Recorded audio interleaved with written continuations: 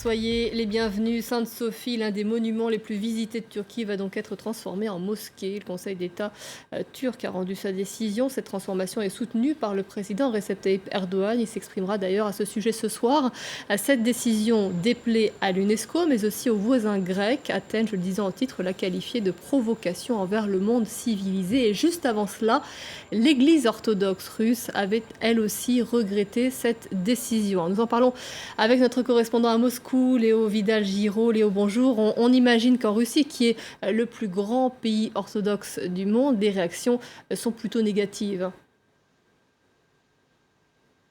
Bah oui, effectivement, dès que la nouvelle est tombée, d'ailleurs, on a vu tout de suite d'assez nombreuses réactions, même politiques, en Russie. Alors, ce sont des députés, ce sont des sénateurs. Ils condamnent tous cette décision, mais finalement, ils la condamnent d'une façon qui est relativement mesurée. On y parle dans leur réaction de tristesse, on parle de regret, on parle d'une décision qui est douloureuse pour tous les orthodoxes. On rappelle l'importance historique et culturelle de cette cathédrale qui était aujourd'hui un musée.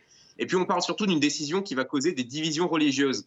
Mais ce qui est significatif, c'est de voir que ce sont des réactions qui sont individuelles. Et pour l'instant, il n'y a pas eu de réaction officielle ni du Kremlin, ni de la diplomatie russe.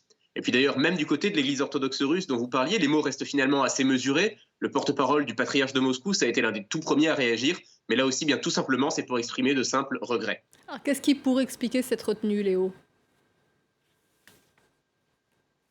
Je pense que d'une part, c'est une volonté politique de ne pas compliquer davantage les relations russo-turques, parce que le partenariat stratégique entre la Russie et la Turquie, il est important. Il a aussi déjà pas mal de points d'achoppement, et personne ne veut envenimer davantage cette situation. Et puis d'un point de vue religieux même, il faut voir que le patriarcat de Moscou, depuis l'année dernière, s'est beaucoup éloigné de celui de Constantinople. En fait, depuis que le patriarcat de Constantinople avait reconnu l'indépendance, l'autocéphalie de l'Église ukrainienne. À l'époque, il y avait des mots très durs qui avaient été échangés. Et puis, en fin de compte, d'une certaine manière, cette décision turque, eh ben, en fin de compte, elle renforce aussi la position de Moscou comme dorénavant le plus important centre spirituel orthodoxe au monde. Je vous remercie beaucoup pour ces éléments. Merci à vous.